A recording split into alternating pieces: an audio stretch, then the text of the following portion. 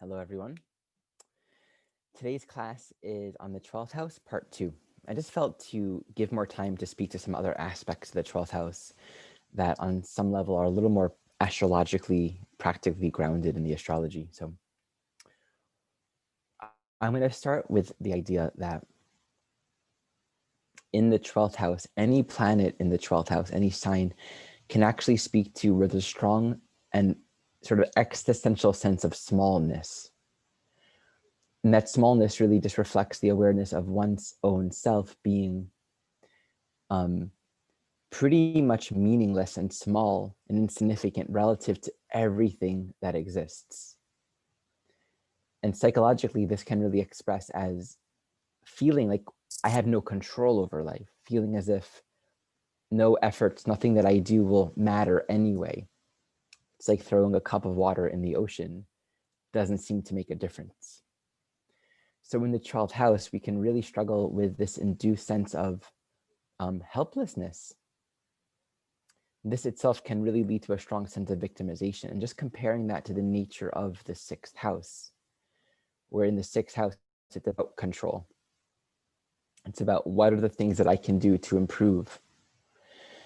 And we can have this strong psychology in the 12th house of feeling like we can't do anything.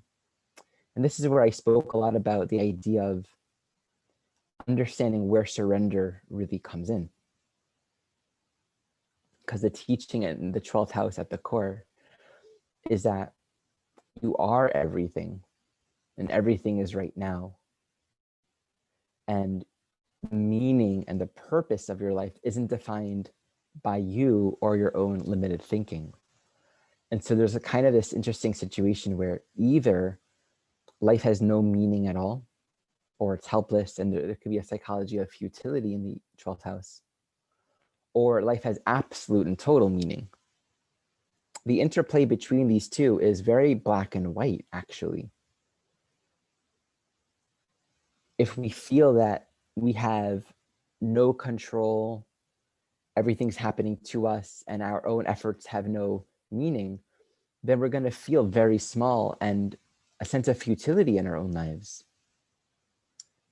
So if you have Libra in the 12th house, that sense of smallness could be just becoming what the other person needs you to be, or you can't control what other people do.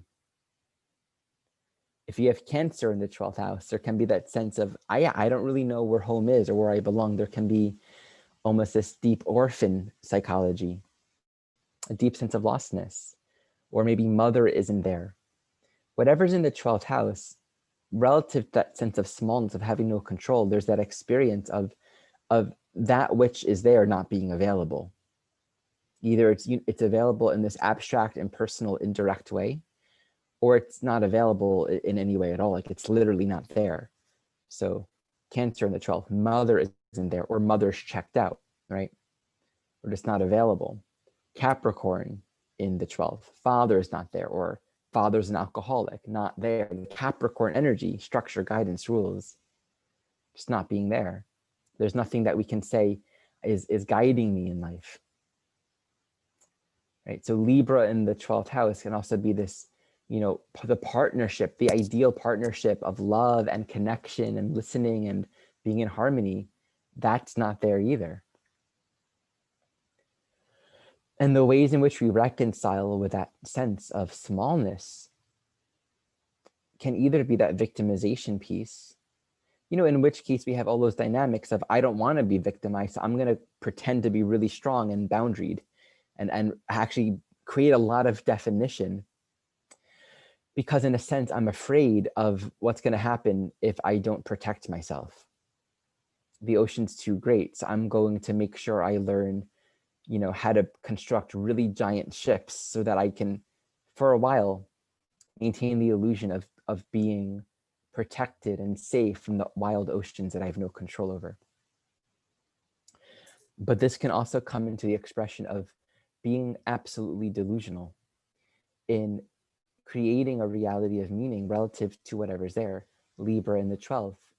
This is the perfect relationship, or this is a relationship rooted in giving and sharing and love, and all of our needs are being met, because actually inside there's that longing for this knowing of unity and love and togetherness and sharing in a divine way. And underneath, there's actually this existential loneliness and emptiness in not finding that anywhere, right? So you either go into despair or helplessly wish or hope for something more, or you just try to make what you want to be the reality by projecting it on the reality that you're living, right? Capricorn in the 12th house, it could be all this stuff around succeeding in life, business, having purpose, having direction. There can be this one sense of, I don't know how to create structure, right? I don't know how to follow the rule. I don't get the rules. I don't know how to integrate myself into a world with all these rules and constructs that say who I'm supposed to be. I feel like a little wave in the ocean. It's being knocked around by all these Capricorn things that don't seem like they're actually guiding me. And so there can be this deep sense of futility. What's the point? Depression. I'm not going to do anything with myself. I'm not going to make anything of myself in this life. Or there can be the opposite. And I've seen this a lot with Capricorn in the 12th. I'm going to become very Capricorn. I'm going to put all kinds of meaning in building my career, or in, the idea of having a family and living the Capricorn life of structure and stability that represents some sort of stability and guidance and direction, or success in whatever way I'm needing to picture it. Maybe father wasn't there, so I'm going to idealize that idea of father in some way and make myself this really safe father type person. But again, that in the end is just this illusion that we're trying to uphold and maintain. And in all of these illusions, you can apply this with whatever planet, whatever sign exists in the 12th house. It's projecting an illusion of ourself and reality to provide for where there is a deep existential, despairing sense of lack, sense of emptiness, sense of disconnect. And what happens is we basically need the world to maintain and persist in living the illusion that we're telling it to be. And there are two things that happen when disillusionment sets in, right? The partner isn't who you thought it was, or the work you're doing isn't as meaningful, or fighting for making your Capricorn the 12th. I'm going to make my nation really important. I'm going to become a nationalist, because you're wanting to give meaning to something that you can identify with, Capricorn. And then you start to realize your nation is not something you can believe in. You're disillusioned by the political figures, by the political leaders. And so either that disillusionment creates this deep sense of emptiness and futility. I have nothing to hold on to now. Where's meaning? And this could theoretically be a dangerous place for the mind, right? Where the possibility of victimization or despair, which can lead to a lot of harmful or hurtful ways of thinking, suicide or sadism. Sadism because there's anger relative to life not being what we told it needed to be, to compensate for a deep, unrealized sense of despair. Or we uphold the illusion, we try to make it so.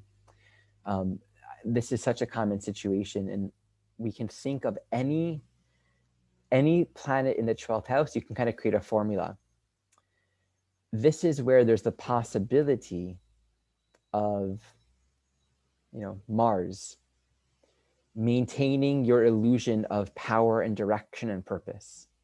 Jupiter sustaining your beliefs or your ideologies. Saturn sustaining your commitment, your devotion, your clarity to ground, to some structure that you want to believe in, towards your purpose, towards your being, this Saturn construct.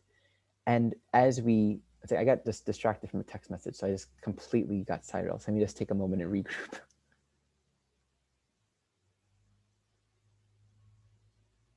Always make sure you put your phone on airplane mode or you flip it over.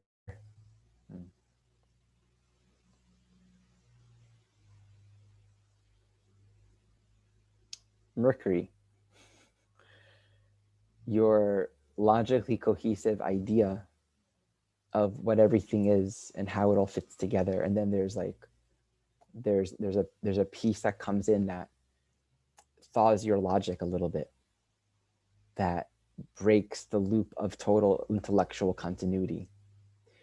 And so when that happens, either we're going to kind of maintain the same, in this case, Mercury, logical premise,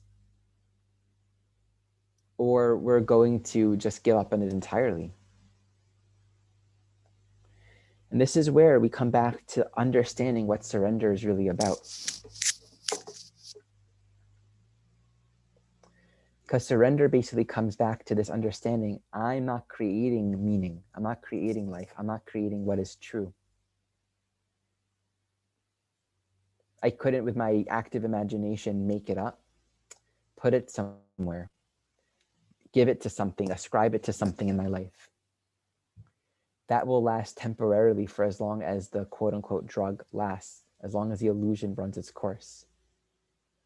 So in understanding we're not creating meaning, there's the potential to have some sense of deep compassion and wisdom.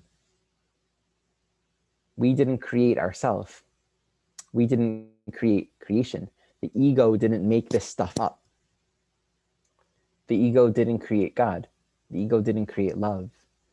So there's the awareness, like the wave didn't create the ocean. There's this awareness that there's something greater than my own construct. There's something greater than even my own imagination that is the source of all of this. And in that recognition, and actually only in that recognition, is there the capacity to find a deeper sense of peace and relaxation in the face of things not working out, in the face of that feeling of smallness or having no control over life. Because that surrender says, I'm not going to try to make it about having control.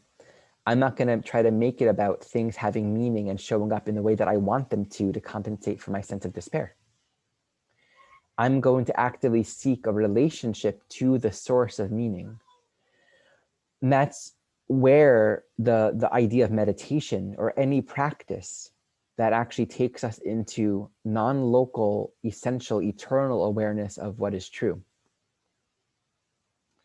It's something we can practice anywhere, anytime, because that's what it is. The nature of truth, the nature of that which is ultimately meaningful is, by its very nature, what is. There's literally no context or condition where it's not accessible. And so the journey of surrender is a sweet, beautiful process of cultivating attunement to this really, really positive understanding.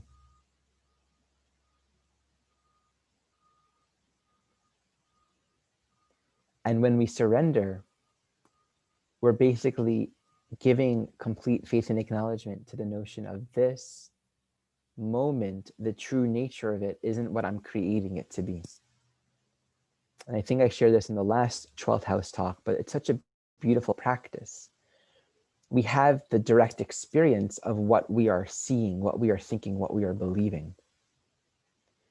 And there's a way to relate to that by saying, okay, everything that I hold in my mind, every construct, every story of reality, that is not what reality actually is.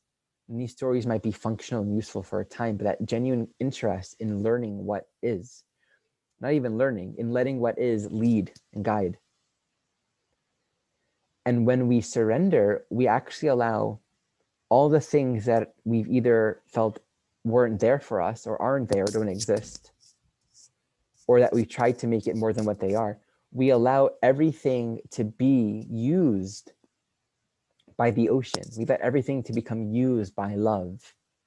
So everything gets used. This illusion of reality is harmonized and kind of put back on stream, back in touch, back in orientation to what is essentially and eternally true. Nothing is outside of that, right? It's like this, the idea of there's nothing not wet in the ocean. And so when we turn our attention towards the truth, everything has meaning according to the truth, but not according to our ideas.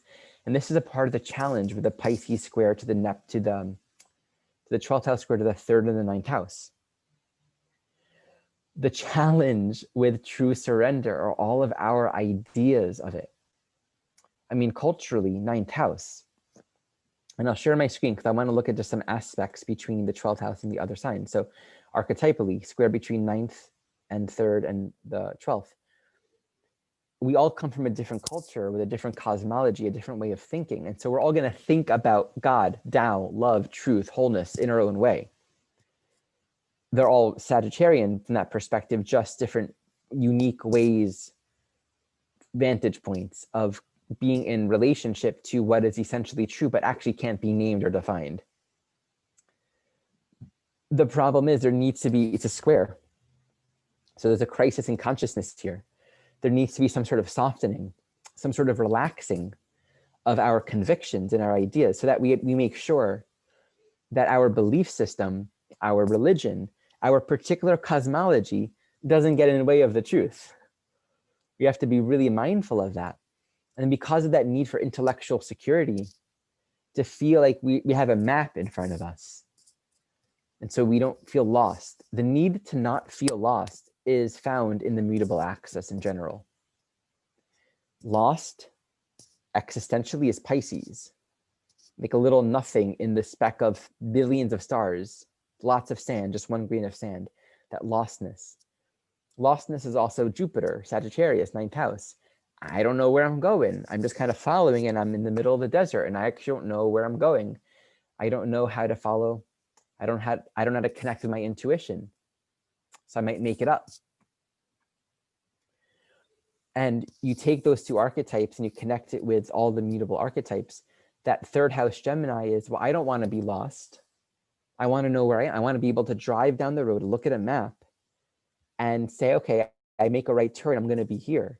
Because relative to the Pisces energy, there's a need to feel there's meaning and there's cohesion in life. Relative to the Sag, we know that life has direction and meaning. We're on a journey of personal growth and evolution. So that Gemini insecurity is like, I don't want to be in a situation where I don't know where to go. Just to say, as someone who's very Piscean, very Geminian, and very Sagittarian myself, I had the most interesting experience taking walks. I go on walks, and if I'm new to the neighborhood, then it's great. It's like I'm gonna completely get myself lost, but not really lost, because lost is state of mind. Lost only in the Gemini terms of I don't know how to get back to where I started. Like I don't know the directions. But it's fun from the Sagittarian perspective. It's like, whoo, this is wild. I don't know where I'm going to go next. Everything's an adventure. And there are forests and trees near where I live, like little wooded areas. And to get to the creek, there are all these little paths. And there's just something that once I get into the forest realm, the Gemini linear mind sort of just relaxes for a little bit. And it'll take a lot of repetition for me to become familiar with a route. And a part of the teaching in this that I find is divisions and directions are not really inherent to consciousness. Like Pisces doesn't have that. Pisces doesn't know how to make distinctions between things. It doesn't know right and left. That's a weird concept if you think about it. Right and left are relative to a particular positionality. And if the self isn't centered in time and space, it's very hard to determine right and left. So it's just inherent within Pisces, where we're looking at universal consciousness. There is a focusing of attention to work within directionality. Then coming back to the idea of lostness, then Virgo is basically this underlying sense of functionality and utility. I need to be able to do something. I need to be able to work on things and improve myself, thus having a sense of personal work and cultivation wherever I go. So that the square between the Sagittarius Gemini with Pisces, 12th house, is where it's very tricky to not let our ideas and our logical constructs get in the way of the truth, get in the way of true guidance, of letting love define where everything is. It's like the moment we say that's a street called this, and this is the right and this is the left, even though it's objectively true in certain terms, we've also decided what things are and where they are. And there's a place for that, of course. You know, third house is a whole section of the chart. So is Virgo. There's a function here to the linear mind and using it. But when you go into Neptune, 12th house Pisces, so anything in the 12th house is where, relative to its square with the 9th and 3rd, is where inherently, because of that square, meaning you don't have to have Mercury or Jupiter there. It simply means it's embedded within the archetype of the 12th house to actually work through and notice where we might get sidestepped by our strong beliefs, by what we've already logically constructed in our mind. Let's look at a couple other associations between the 12th house and other signs. So let's look at the 12th and the 11th. The 11th is the apex of human intelligence. You know, we can build computers, we can build smartphones, we have the internet, there's all kinds of inventiveness. And of course, the 12th house, the 11th house at the core, doesn't even speak to invention. The 11th house actually speaks to the archetypal nature of creation as it is. It's like the energetic framework, the thoughts of reality that are inherent, fractally present within all things. And so all of our inventions are sort of a metaphor for the consciousness or the intelligence of creation itself. And I'll have more fun with that when I do my 11th house talk. But what happens in the 11th house is the mind cultivates greater brilliance in sense of its ability to perceive clearly the nature of things as they are. So you look at a telescope and you can observe more of reality, you can see clearly. You have a broader, higher-minded view of what it is, and thus you can create and invent. But the issue with the 12th house, with the 11th house relative to the 12th house, this is a semi-sextile. So the semi-sextile is what Jeffrey Wolf Green beautifully and poetically called a psychological irritant. And the reason for that is you're moving from one archetype to the next where the relationship has no inherent association. It's like the inconjunct. The semi-sextile 30 degrees, the inconjunct 150 or 210 degrees. The same vibe here is, for example, Aquarius, 11th house Uranus. This is air, fixed. Whereas Pisces, 12th house is water, mutable. And so there's no overlap between the two. I feel like I'm missing one. Mode, element, whatever. Anyway, you get the idea. There's like water and air, fixed and mutable, very different vibe.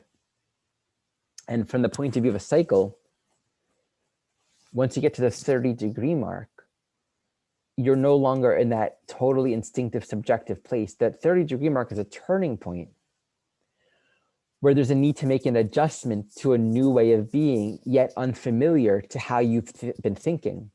So it's kind of like taking something that's going in motion fast in a certain direction and stopping it and saying, broaden to encompass a greater perspective.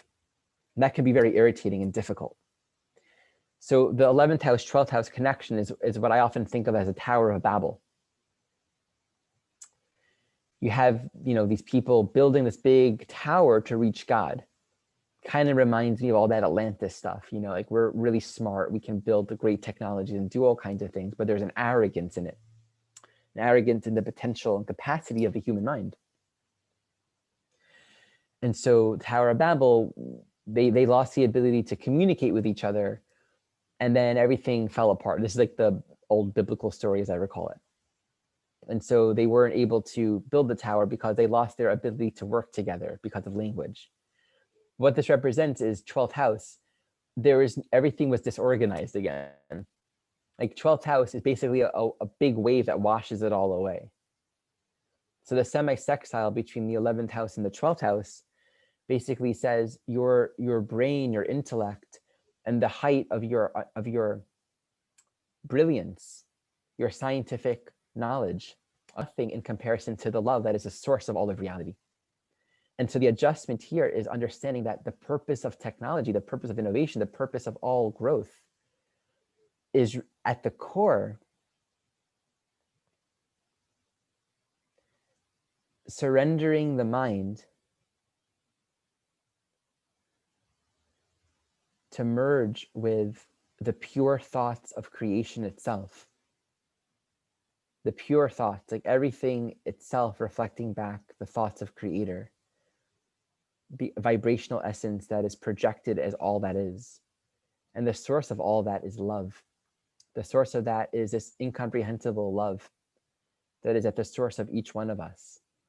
And so the semi-sextile curbs any kind of arrogance and brings it back to humility, brings it back to devotion, brings it back to surrender, brings it back to, I don't decide what this is. We can talk to each other and do all the great, but why? Or what kind of meaning is there in that? What's the purpose ultimately? Purpose from the point of view of where are we finding meaning and truth in life? So everything is given meaning according to the source of all things. And so the mind, the intelligence has no meaning inherently on its own. So that's one way of understanding that relationship. And you understand that relationship if you put Aquarius in the 12th house, or if you put Uranus in the 12th house, or Neptune in the 11th, of course, as well. Let's look at that. Let's put like Aquarius in the 12th house. On the one hand, there can also be disillusionment. Where can the feeling of emptiness be? The feeling of smallness, of despair, futility.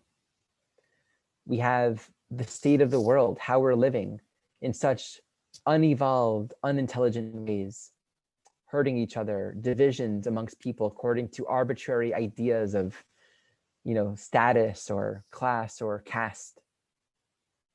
Ways in which we're living in relationship to the earth that just points to a sense of humanity being ignorant, full of suffering. And so there can be a sense of, here I am amongst all these people, the seed of the world, and this is not the world I want to live in. And so this despair can be a dissociative situation of just checking out from life, checking out from involvement or any kind of love of humanity, any kind of faith in humanity. Or Aquarius in the 12th can be, I just invented a new app that will help people get enlightened. This app, it'll beep every hour according to your pulse rate, which corresponds to the extent of the stress of your own thinking. And so this will condition people to scientifically train their minds without even realizing it to cultivate healthful thinking and a more blissful state of mind. So if you keep your phone on you all the time, this app will train your mind to be peaceful. I'm just making this stuff up from the top of my head right now. But it can be this idealization of technology that's going to save the world, or the idealization of any idea of living together in this utopian way. And then what happens? That semi-sextile situation occurs. It's like, oh, well, that was idealizing intelligence as a way to know God. That was idealizing technology and the capacity of human intellect as a point of surrender and giving it ultimate meaning. And the disillusioning happens when you start to realize what kind of environmental and social devastation is created to create these iPhones. When you realize the electromagnetic effects of carrying it around all day. When you realize that actually it doesn't necessarily work for everyone because everyone's different. We're all designed differently. The adjustment between the 12th house and the first house, another semi-sextile. Here in the 12th house, there's no doer.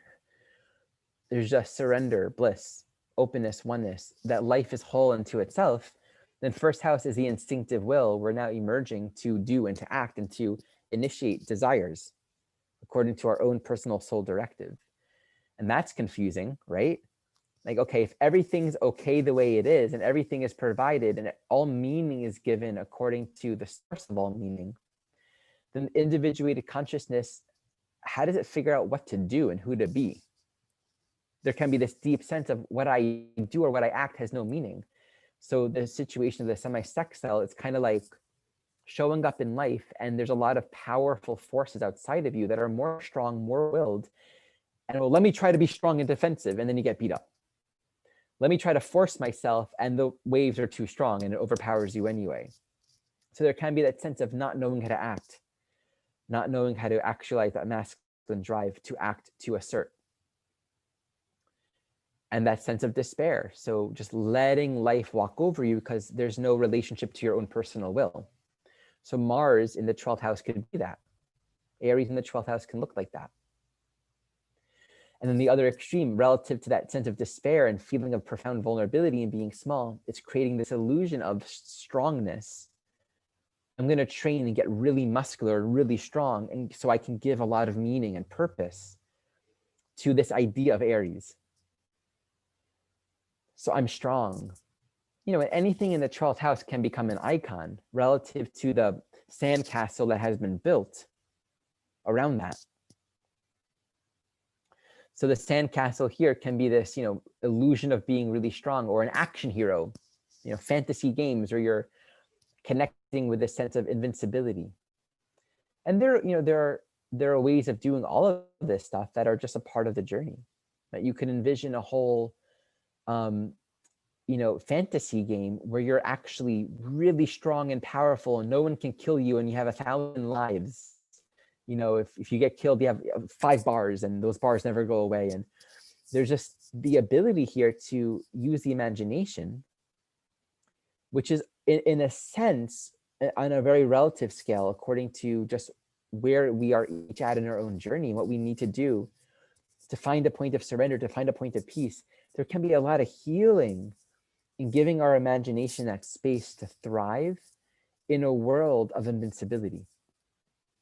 Or, you know, Aquarius in the 12th house, using the imagination to envision this way of living where everyone gets along and we all grow food on our rooftops and resources are communal and there are no conflicts. It's like this way of community that's perfect.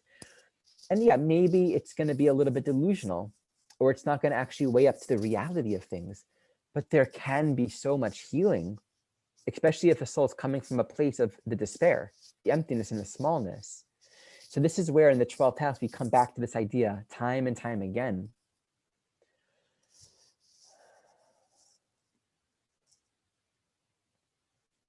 Of one's own presence in life, bringing forth this universal energy that people can relate to, that becomes a source of inspiration for others, even if it's just a show, even if it's just a fantasy, even if it's just a game. That's okay. It's actually inspiring. You can write a fantasy novel, or, you know, get really into the Olympics and become, you know, Mars in the 12th house or Neptune in the first, become a really strong athlete, and you become like a national icon or an international icon. And that gives hope and inspiration to people. The source of it's an illusion, right? That there is something of meaning and value that you can possibly create on your own. But we do that. We have these opportunities to be inspired, and this is not wrong.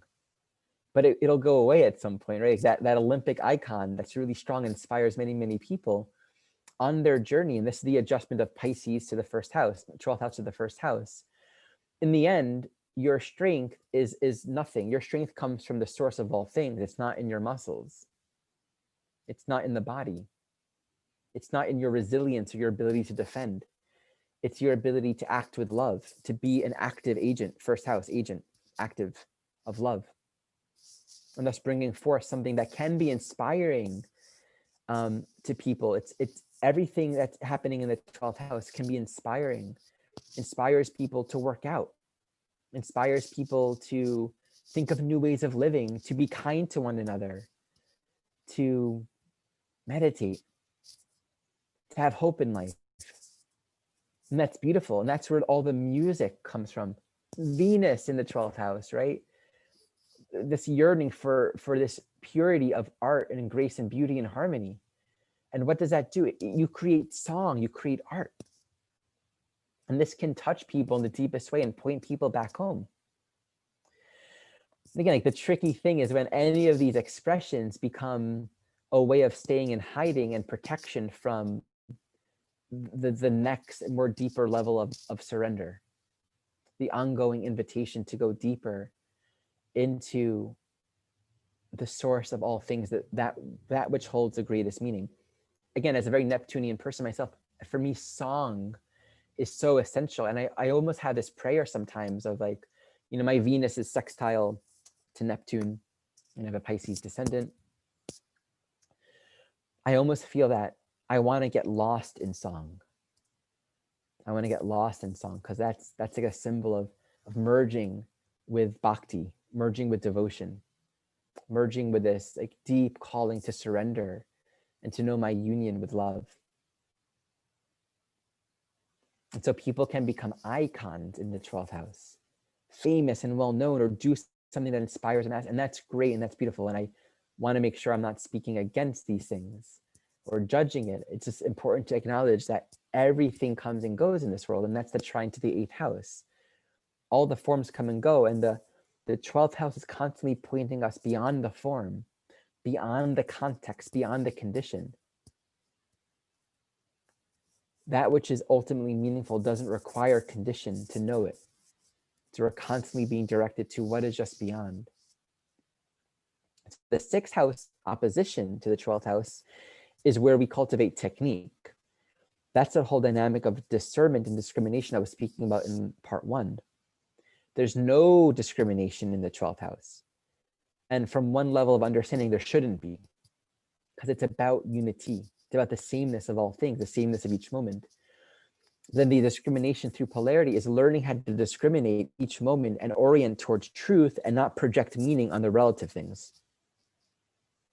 So techniques for meditation, techniques that allow us to give concentration and focus on what is essentially true, or even this, the idea of I'm going to sit and go inside, thus differentiate myself from all the things in the world. I'm discerning and choosing not to engage with the outer reality. I'm choosing to reference what's always eternal and true. It's like that path, that constant practice in that path of that's an illusion, that's an illusion, that's an illusion. And to use that wisely would be to not give ourselves to it, to not let it overtake us, to not let it become the thing that we're struggling with to find meaning and value and purpose in life. So we're learning to discern, to go inside, to find that ground within our own being. To always reference the source of all things. All right, and that's good on giving some aspects. I just wanted to give a little more astrology to it. So I think this would be a great point just to open up to questions, if anyone has any. And if not, then maybe I'll look at a couple more aspects. Maybe I'll do the inconjuncts. So I'll open the space here if anyone wants to share anything or ask any questions. Or Ari, could you please give us an example or two of a planet in a sign in the 12th house? Sure. Actually, you reminded me, I have some charts to share with you. So Okay. let's do that. Yeah. Leonard Cohen. So here's an example of Venus with Neptune in Virgo in the 12th house. I just remembered now in this moment that I recently used him as an example, and forgive my horrible linear short-term memory for these things. I don't know if it was in our last class, but whatever. You know, forget your perfect offering. There is a crack in everything. Ring the bell that still can ring. That's how the light gets in. That's so beautiful. It's like the poetry, Venus, the song, Venus. Virgo in the 12th, that speaks to that sense of So Virgo in the 12th can be that sense of despair, of feeling inadequate and small relative to the greatness of life, really working through deep spiritual masochism. And this is a great example of a soul where it's like that poetry, that art becomes a source of inspiration for many. So it becomes a symbol, a universal symbol that people can really be inspired by. Hallelujah. So that's one example. I had another fun example.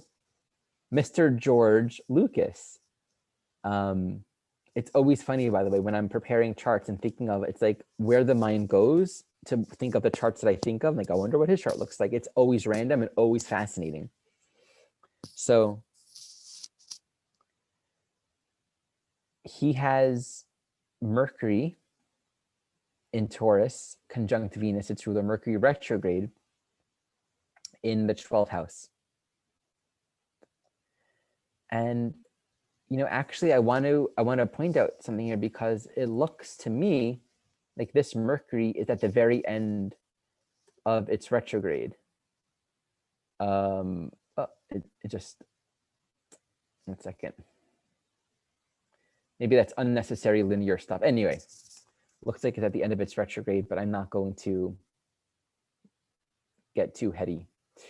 And so this is, when he sold Star Wars to Disney, he was a consultant.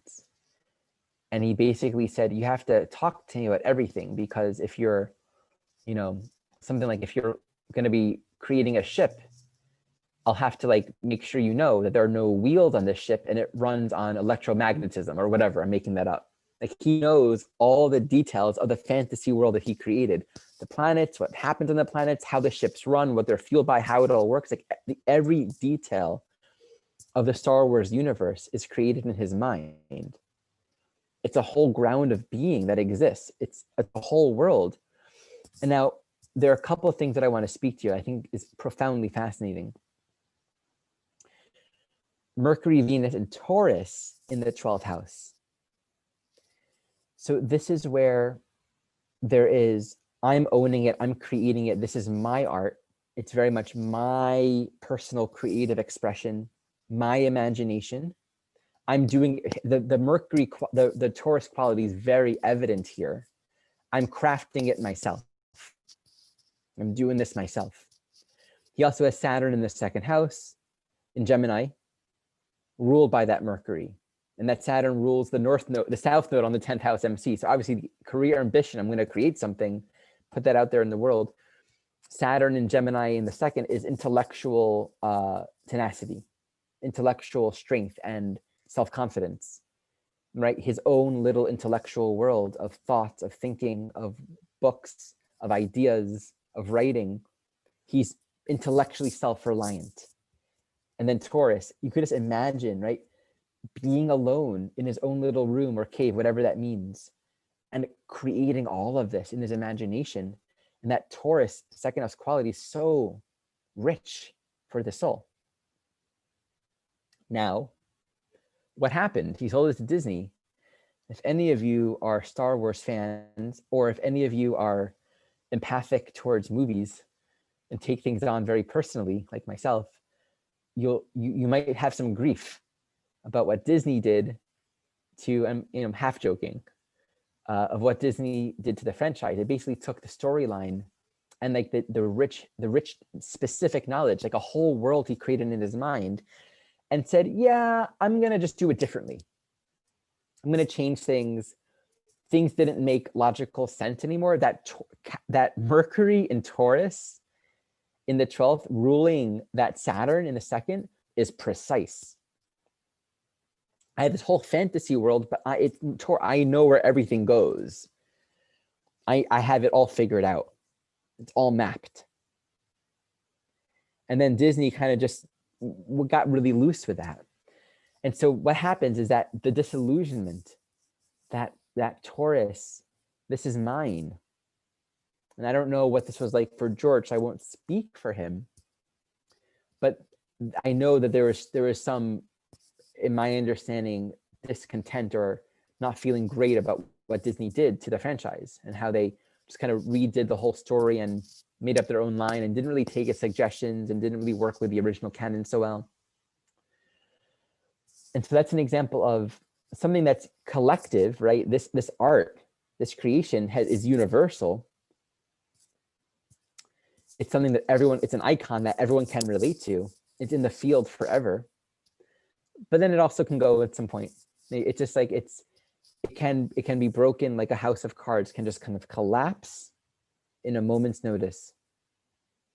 And then everything that had all this meaning is now disillusioned and gone, because what the viewers and the fanatics and the fans don't appreciate is that this is just a fantasy.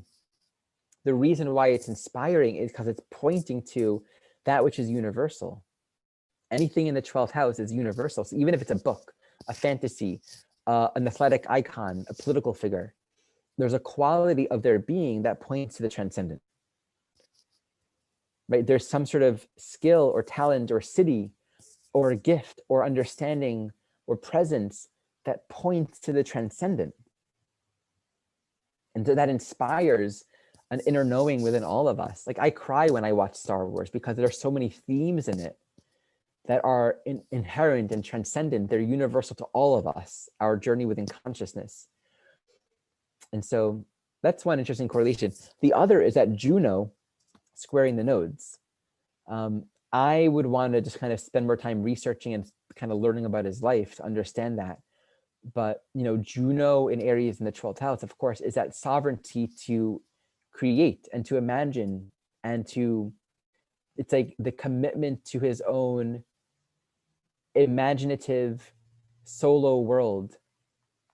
Aries in the 12th is very Star Wars, right? Aries is the hero, the hero's journey. 12th house is the fantasy. And I think there's something really important to unravel in that Juno, especially when it comes to like the selling of it. And yeah, it's more things that I sense it, but I don't have the full organized ideas in my mind to think about it. So that's a nice little example of that. Of course, he's a Neptune in the 5th as well.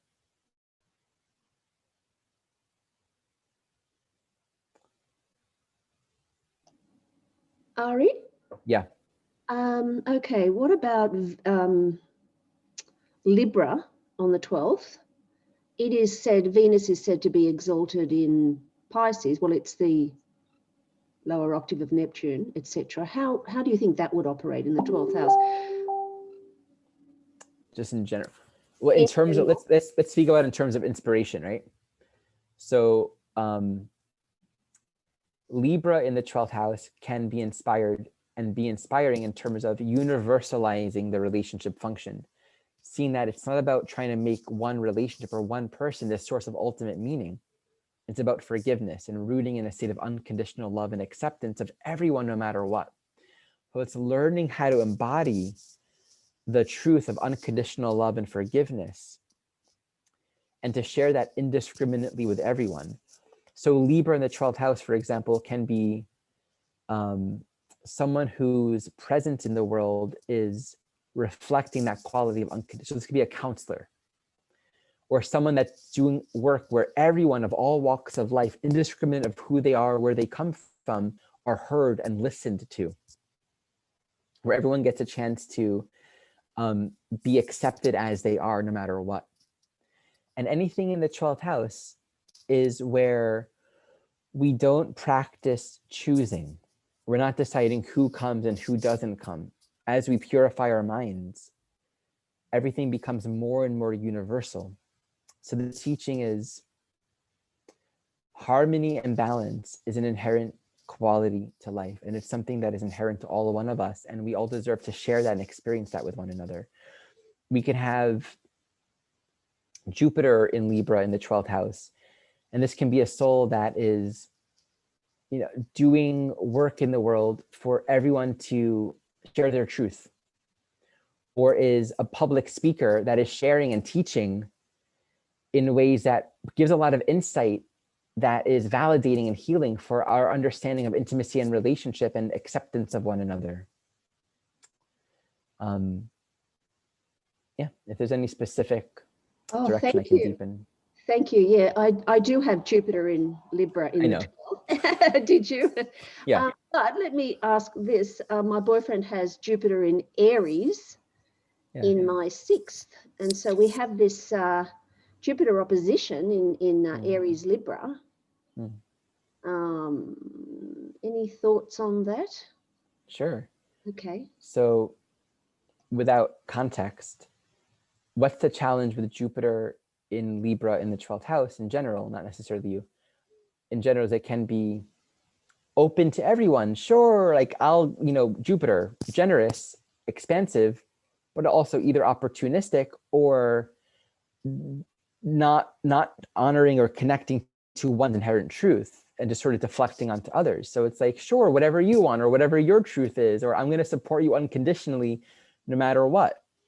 And so then there can be a dynamic of hiding, coming into a relationship. What's my truth, or what's my way? What's my knowing? Because there's such a sense of wanting to be harmonious and in balance with others. And then that Aries Jupiter in the 6th can be more of a need for control to do the work that one needs to do on their own and to follow their one, so it's like, I got to do this thing on my own. I have this sense of direction and purpose. I got to practice and train and do my thing. And then the Libra can either become, sure, do it all, but then it's like, that's the illusion of the 12th house, Libra. Balance isn't just by becoming totally passive. That's actually not the true nature of indiscriminate being. Balance happens by staying in this internal relationship to what's true. It's not necessarily about feeding people's egos or enabling people's ways of thinking or behaviors. And we're allowed to have needs. We're allowed to want certain things. Let me just drop into it for a moment.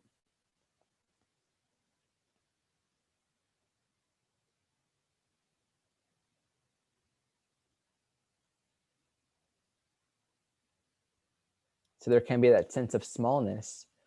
When will I get my needs met? Or, when will I really get the chance to be heard and listened to, and all those things? And so it comes back to reorienting our attention to what is essentially meaningful. The harmony isn't something that we are creating, which means it's not about being nice. It's not about being enabling. It's not about, sure, do whatever you want. There is actual relationship, and it's letting the source define the nature and the flow of that relationship. It's not trying to give it meaning and then trying to think of who I have to be in order to make it meaningful. So I think a big differentiation with Libra in the 12th house can often be, being nice doesn't mean I'm loving. Giving to everyone what they're wanting doesn't mean it's really giving. Like Jeffrey Wolfe often taught with Libra, often a supreme act of giving is learning how to not give. And then the Jupiter and Aries in the Libra might have a strong idea of what it wants to do, but it might be in its own 6th house delusion of hyper control and perfectionism. And that isn't necessarily balanced or harmonious. So by staying in harmony within oneself, within source, within love, that sometimes means yes, it sometimes means no. It's not about an appearance of harmony, it's about harmony. And egos may not be satisfied. That's the adjustment process with Libra. I see Della has a question. I also see Cheryl, Della Luna, and then I see Cheryl also unmuted. Yeah, Della Luna, go for it. Okay, thanks. My question is kind of what you just mentioned about the last chart. So I have Sun in the 12th house and I have Mercury in the 12th house. However, they're wide apart. And so they're in 2 separate signs. And so I know like how those things can merge when they're closer, but I just wanted you to speak on that. So I have Sun, Leo, and then Mercury, Cancer. And I was curious how that works in the 12th house. Sun in Leo and Mercury in Cancer. I'm not sure where to go with that. I mean, is there something more specific in terms of how it works in the 12th house? Well, I guess just so they're so far apart. Like when I hear Sun and Mercury in 12th house, there's one way to interpret that. But then with the 12th house energy, and the Leo Sun is totally different than a 12th house energy and Cancer Mercury. And so I guess I'm just trying to put words to understanding like how like how I might communicate, how that might be perceived, or if there's like a maturing over time where like I get closer to communicating in a way. I'm just trying to understand how they fit in a 12th house, that lost. I definitely, resonate with some of the stuff you said. And like language can be really hard. And sometimes it comes so fast, the words, that I can't even speak them. Yeah, I mean, you have such an interesting chart when it comes. I remember looking at this last time, and it's such a clear evolutionary theme for you. Your Mercury Vesta, which really carries like sacred service, like you're bringing forth something that you're holding for others, and there's that quality of devotion. And what in communication, in it's Cancer 12, so it's about like your timeless identity of belonging and unconditional love. Like we're all deserving of home and love and care. It's this nurturing vibe. Mercury, it's what you're speaking, it's what you're communicating. So it's like information that pertains to the unconditional love and belonging and universal family vibe, ruled by that Pisces moon. So it's like something that really does speak to forgiveness and unconditional love in the face of darkness, in the face of challenges, something that is deeply caring and empathic. But I think a big part of that is like, how are you designating your mind? Like, are you devoting it? Because all of that right there, it's like the wave ocean thing, the smallness, the sense of direction, the sense of lostness. Like, what do I say and why do I say it and when do I say it to whom?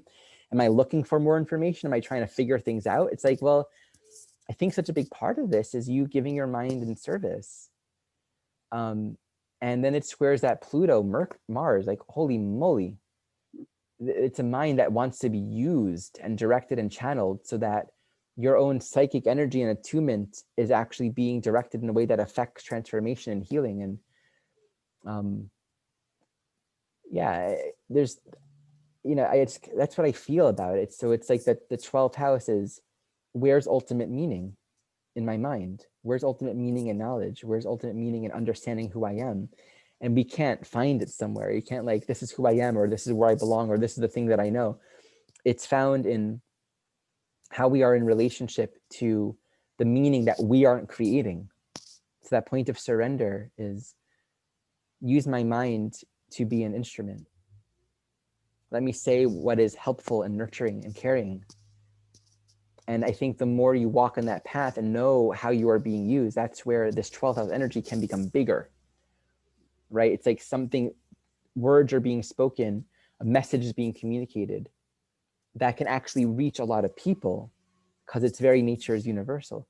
Tell me a little bit about what you've been doing when it comes to your own work with your mind. How are you using it? What is happening with this for you right now?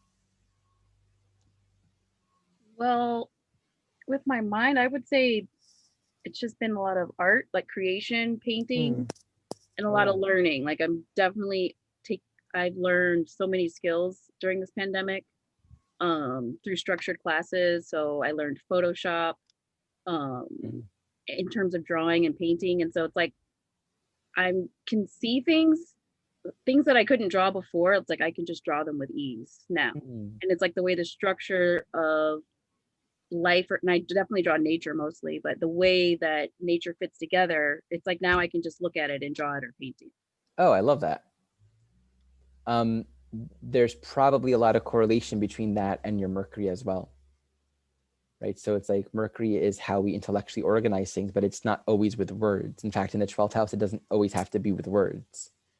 Yeah, I find the words make it really confusing. Right, because it's like, what's the point of them? If that's like, words really are, I kind of feel that way myself sometimes. It's like, what are they for? And we kind of use them a lot. That's beautiful. And the inspiration and connecting with a more nonlinear way of seeing and sharing. And yeah, I wouldn't say that I was thinking about it though, and like in terms of using my mind that way. That's just what came up when you asked the question. Yeah, I wouldn't say I'm like actively choosing this is how I'm going to use my mind. Sure. And that's great because you don't have to actively choose something in the 12th house. It's like, this is really where the love is. This is where the inspiration is. But yeah, I mean, you still have that strong counselor thing going on, and talking, like the talking is still a part of it, and sharing something with others with that Libra in the third, trining your South Node in the 7th house. And are you doing readings? Are you doing sessions with people? Not at the moment, no, but I'd like to.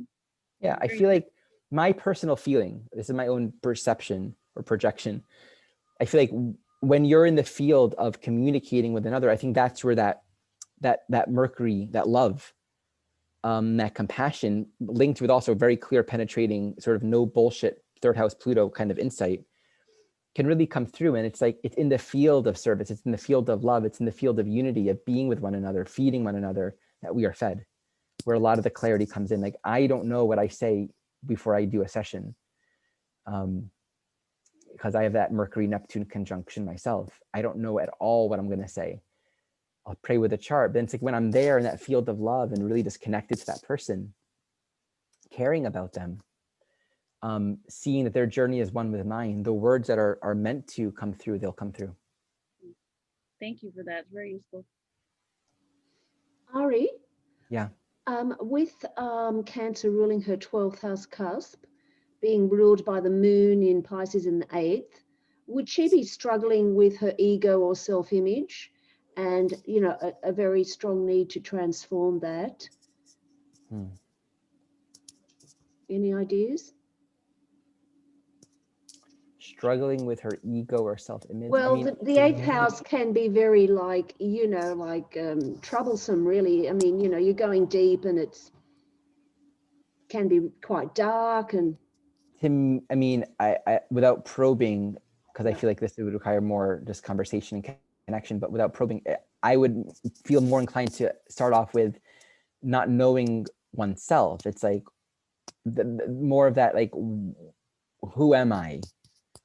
Or, like, you know, what do I do with myself? Or how do I direct my, all of this love and all this thought, there could be a lot of thinking, a lot of imagination, a lot of, you know, spending a lot of time in that space. And then it's like, what do I do with this? Or who am I? How do I actualize this in the world? Yeah. The moon squares the Venus as well. So there's a strong orientation to be gathering more objective knowledge as a way to understand oneself, like the orientation to astrology and these things. It's like there's a calling to unravel and unlock the deeper mystery and truth of who I really am at the core. And like that exploration of finding out, for all of us, like finding out who we are, it doesn't really get us very far if it's just in the mind. There's like letting Pisces, 12th house, like letting something beyond our own making answer that question for us. that reminds me of Anne Frank, who had Pluto in Cancer in the 12th, and she was a wonderful writer.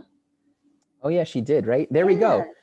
Yeah, Cancer in the 12th can be you're writing words that kind of resonate with the heartstrings of like an emotionality that we can all relate to. And it can be biographical in its nature. When you combine the moon with Pisces or Cancer in the 12th house, one way of thinking of it is you're and you can close the screen if you want, Linda. You're finding love, truth, universality through the most subjective crevices of our human experience. So it's like your own biography, your own human life, your own childhood, your own experience of being a human. Like there's a portal in that to understanding the nature of unconditional love. Like the Cancer 12th house relationship reminds me of that Mary Baker Eddy quote that I probably have shared here several times, which is, divine love always has and always will meet every human need. I just love that. It's like bringing in the universal to, you know, a baby needs to be held. We all deserve care and love and nurturing always. And that's a linkage between the Cancer and the Pisces. Cheryl, did you have a question, or are you unmuted for a moment? I'm wondering if you did. Okay, maybe not. Anyone else before we bring this class to a close? Yeah, I have a question. I'm curious. First of all, how you doing? You Hey, good? Cameron, good to see you. Yeah. Good to see you too. Yeah. So I have the eclipses in Gemini and Sag right now. And the solar eclipse is coming to the 12th house for me right now, and I'm just curious if you have any insights, or have you had any practices that you've done when the eclipses have come to your 12th house? Okay, so this eclipse, this solar eclipse in Sagittarius is happening in your 12th house. Where's your Jupiter? My Jupiter is at 1 degrees Cancer retrograde on the descendant, exactly. Cool. Wow. And so you're asking if I've had any kind of rituals or practices for eclipses in the 12th? Mm-hmm. Nope, I've never thought of that before, but let me just tune in for a moment.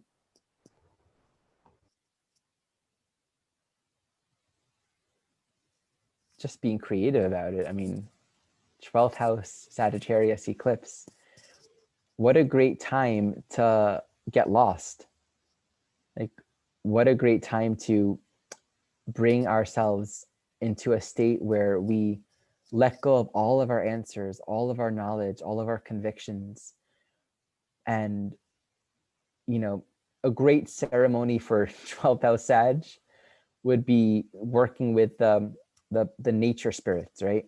Working with the nature medicines that actually affect our consciousness to move beyond a linear state of perception. You know, different entheogenic works, practices. It's a very common 12th house Sag. Any deeper meditative practice where we're accessing the intuitive mind and leaving the rational, going on that journey, Sag, into the unknown realm of universal truth and love that is not of our own making. And just saying, I commit everything back to love. I commit everything back to the source of all meaning, and I want to forgive. And yeah, just any kind of thing that would resonate around that. And if there are particular relationships or things that kind of are lodged in the psyche, then of course it's useful to put that on the altar.